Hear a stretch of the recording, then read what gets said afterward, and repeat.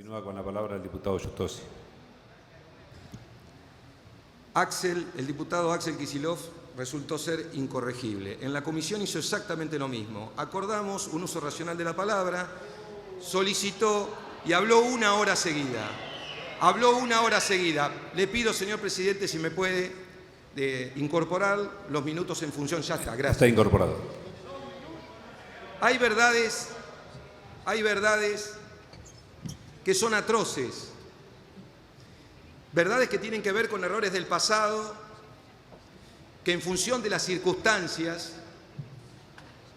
de los hechos contingentes del momento que le toca vivir al país, ya sean económicos, de origen político, social, distintas cuestiones hacen que cada tiempo sea distinto al otro. Y ahí se nos empiezan a caer cada una de esas verdades que son atroces. ¿Quién puede discutir la perversión de los fondos buitres y que hoy no hay nada para festejar más que esta sesión que está teniendo el valor del aporte de distintos renglones de la política argentina para resolver un problema que ha tenido distintos actores parados en distintos lugares de la política argentina en cada época? Yo hacía un pequeño repaso mientras hacía uso de la palabra un diputado.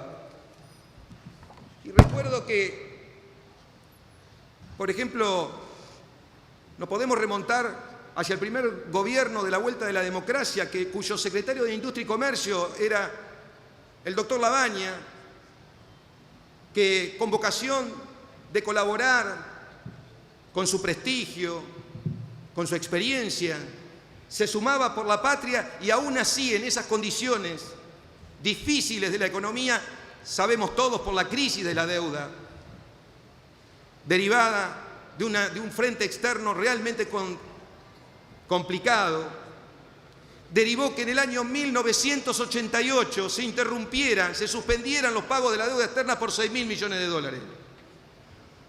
Ahora, ¿quién no puede, o en todo caso, quién puede hacer uso de esa verdad con la enorme perversión de pensar que se hizo no por las circunstancias del momento, sino porque era una antipatria, o porque estaba en contra del interés popular, o porque estaba en contra del país? Yo recuerdo que una de las consignas en el año 1986 era, y yo milité en la juventud peronista de esa época, cuando decía: patria querida, dame un presidente como Alan García, y esa consigna tenía que ver con el debate de esa época. Y hicimos una utilización política de ese problema, de ese tema.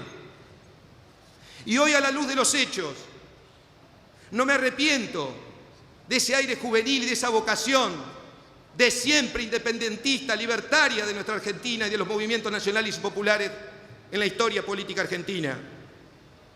Pero sí tiene que valer al menos como parte de un aprendizaje histórico, porque así como sucedió eso, también sucedió de la mano de legítimas reivindicaciones,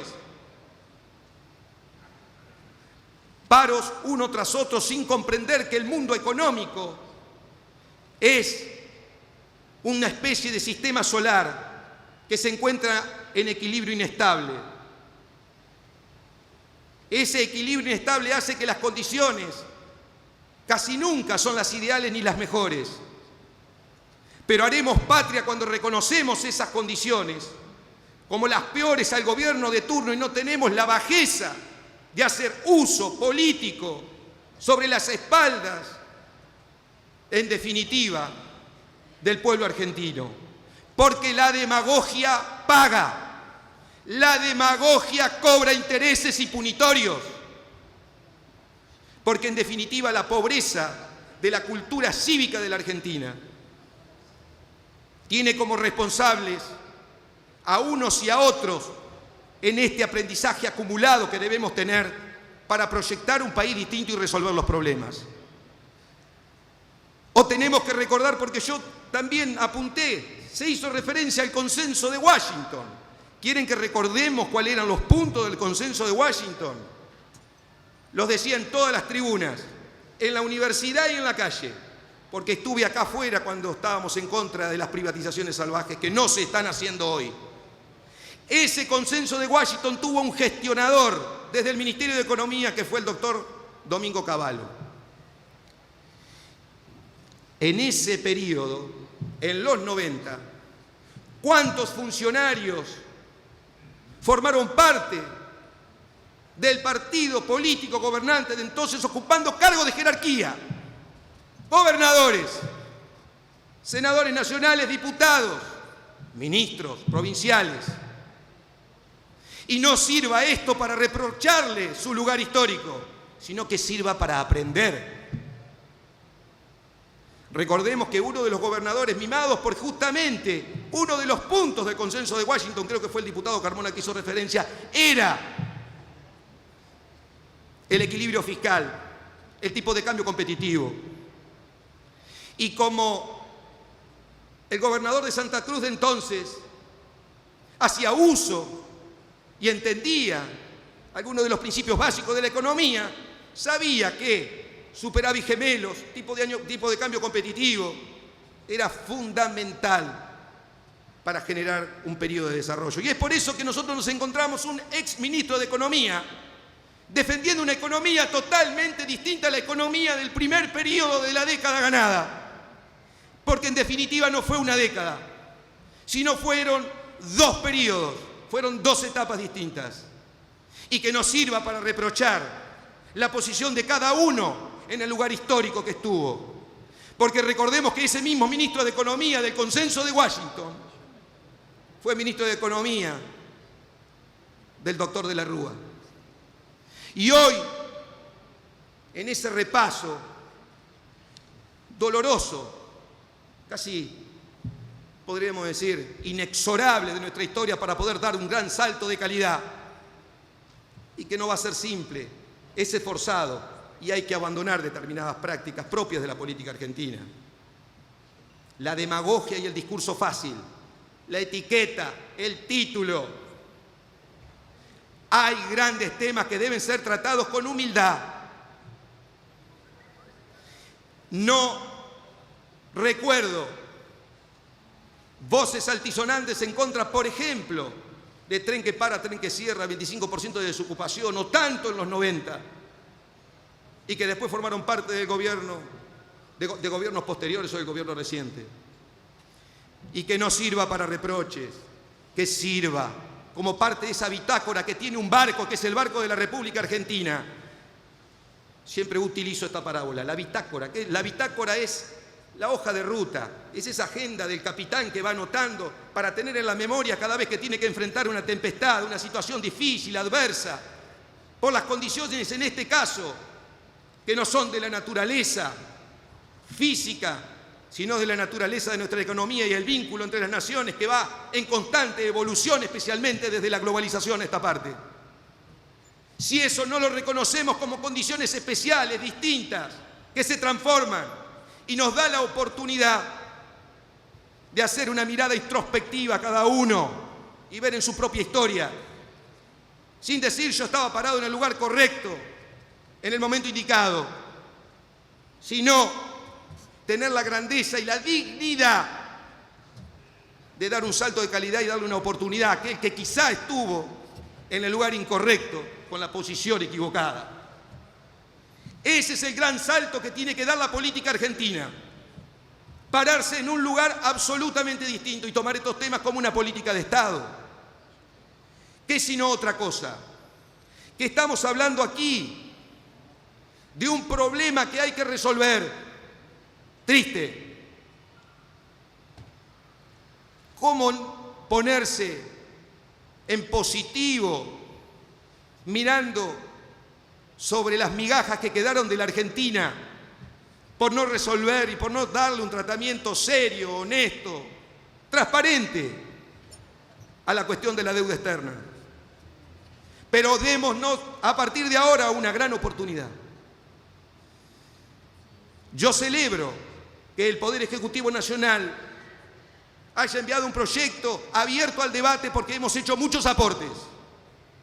Y creo que tenemos además también el sabor de poder seguir haciendo más aportes todavía en el futuro si el gobierno lo requiere. Cada uno desde su posición, pero haciendo uso de esa bitácora y en la agenda no equivocar, que aun cuando en las rutas haya turbulencias, que esas turbulencias no nos haga caer en la miseria de las pequeñas cosas, que nos asuma como parte de un momento histórico y que ese momento histórico está iniciando siendo nosotros contemporáneos y demostrando que aprendimos la lección. No que seguimos parados, anclados, pegados a un interés particular, coyuntural.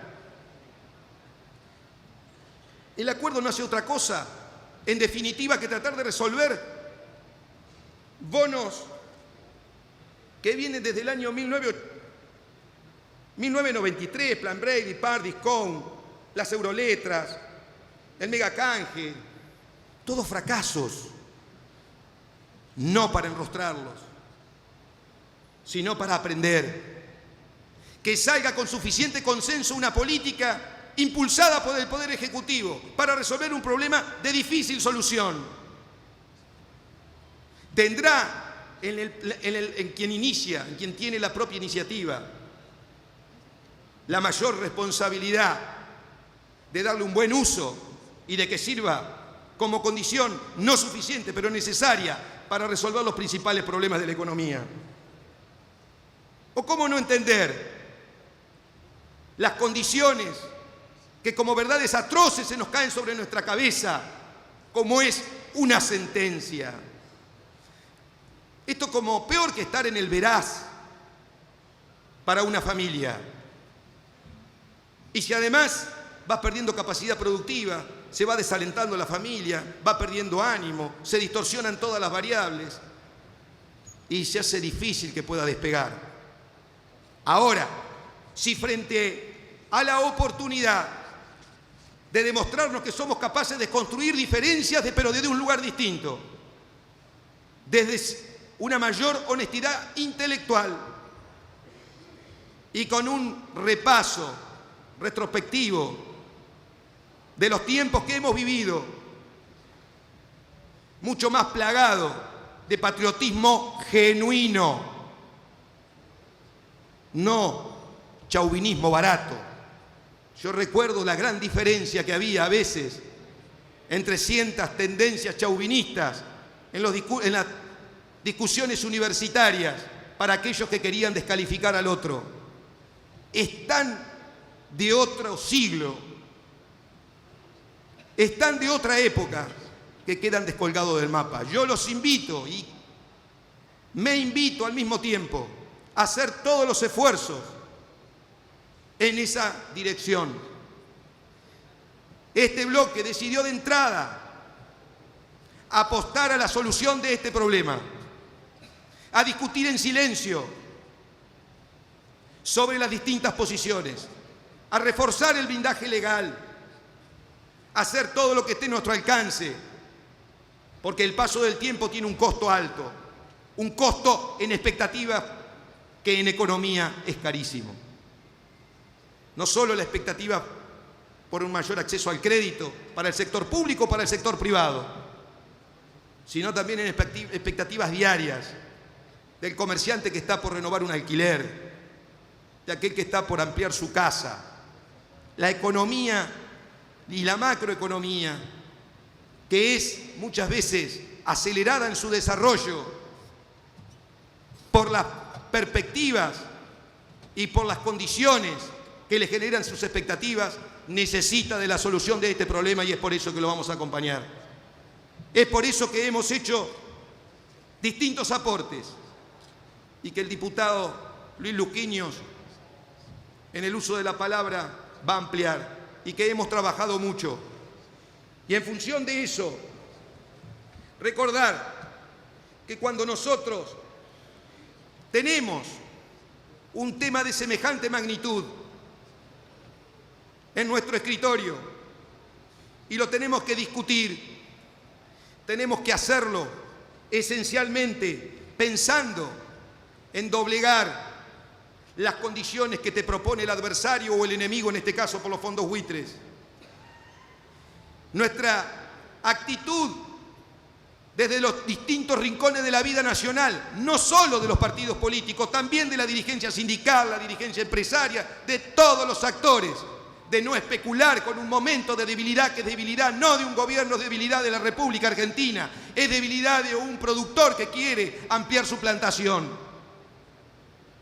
Esa debilidad de la que tenemos que salir, sin mirar para atrás, más que para no volver a chocar con los mismos peñascos de nuestra historia.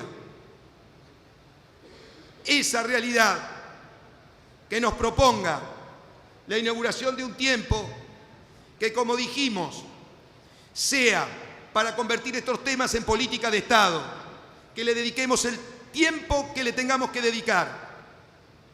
Y queremos agregar que esperamos y solicitamos que, además de acompañar